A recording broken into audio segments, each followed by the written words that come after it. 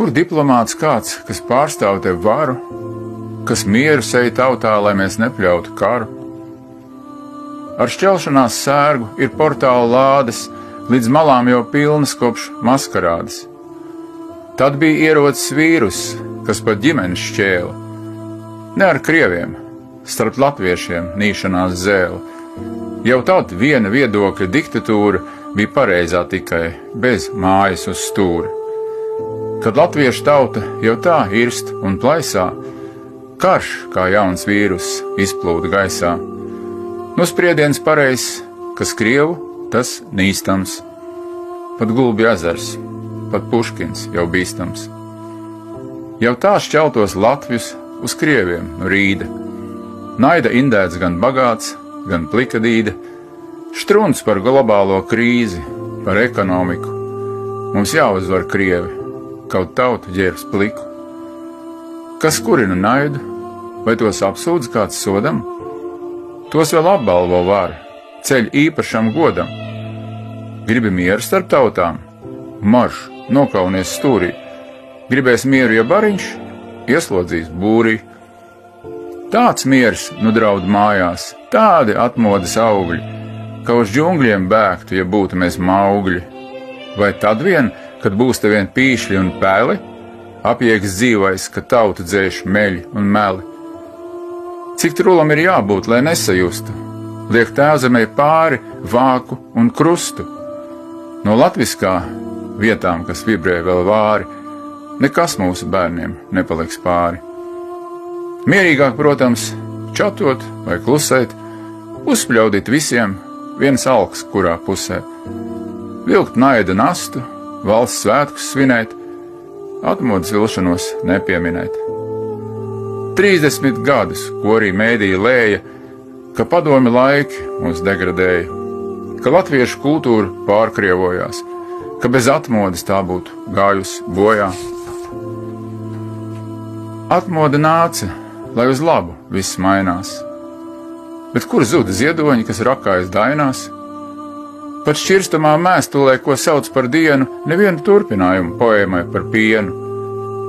Caur baisajiem padlaikiem atmiņās eju, kad mocīja tautu ar mākslu un dzeju, kad kolhozu klubos masas pulcēties trauca, ja viesoties latviešu dzejnieks brauca.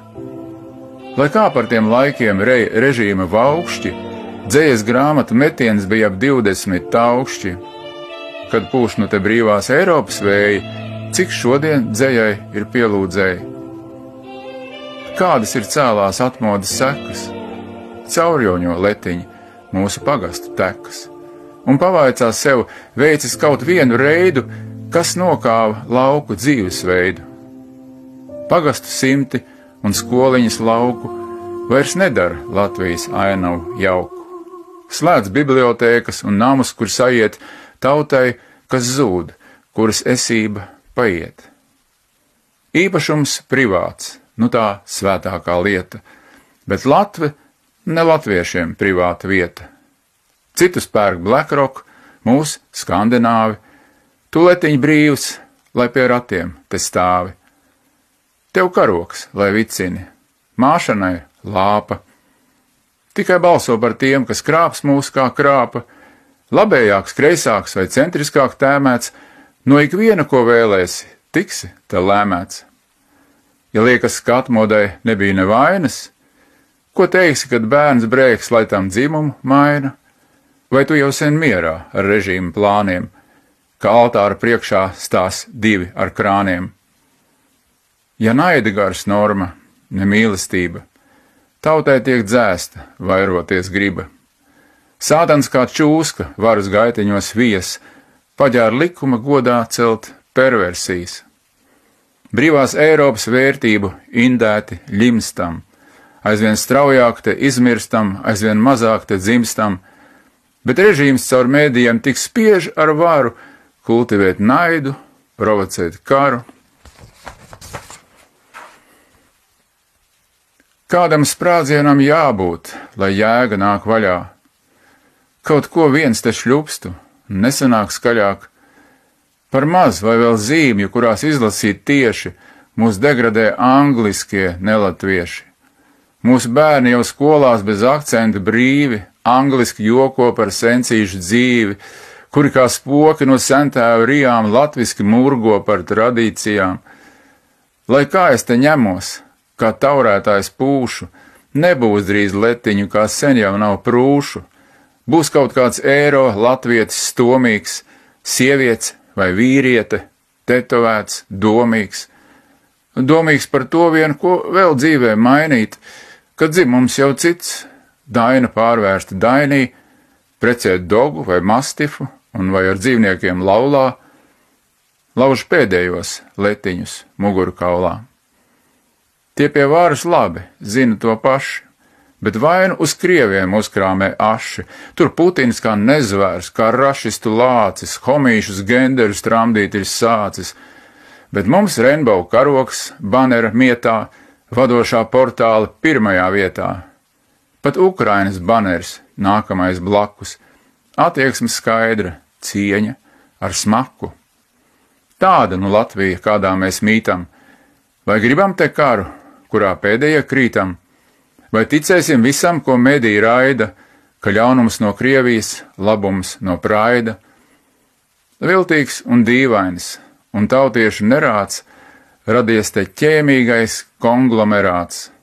Naciķu, homīšu, liberastu, vienotā vara, kas bradā šo krastu.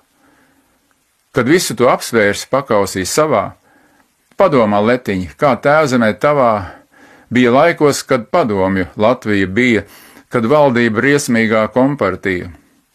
Sastādīt sarakstu nebūs par lieku, cik bija mums diženu mākslinieku, cik dzejnieku, mūziķu, dižu mums bija, vai tādiem būtu šodien liedz kompartija?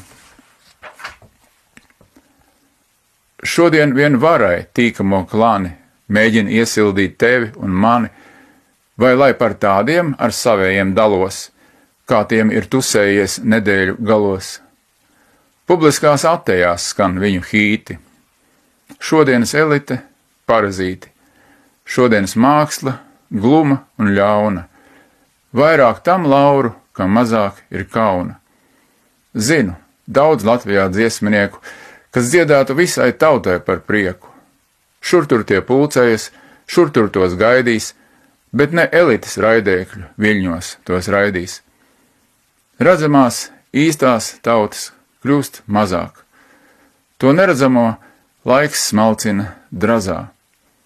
Cits nodzeras tīši, cits priekam vien glazno, cits vien patis dievu ar radīto grazno. Kas tie, kas vēl svētkos pulcēties manās un lielā skaitā lāpu gājienos ganās? Kur viņu bari, kur viņu pūļi, kad jāliek pie vietas bērnu bendīšu mūļi? Zini, ja domā tie tumsoņas māņi, spēj vēstīt vēl pēdējie mohikāņi. Un ne himnā vien Dievs, lai tev ir svarīgs, lai ne karš, bet viedums tautu izglābt ir varīgs. Tā dzējot, gan spēks mans, gan arī vājums, tiek varas dzīts zudībā viss tautas gājums.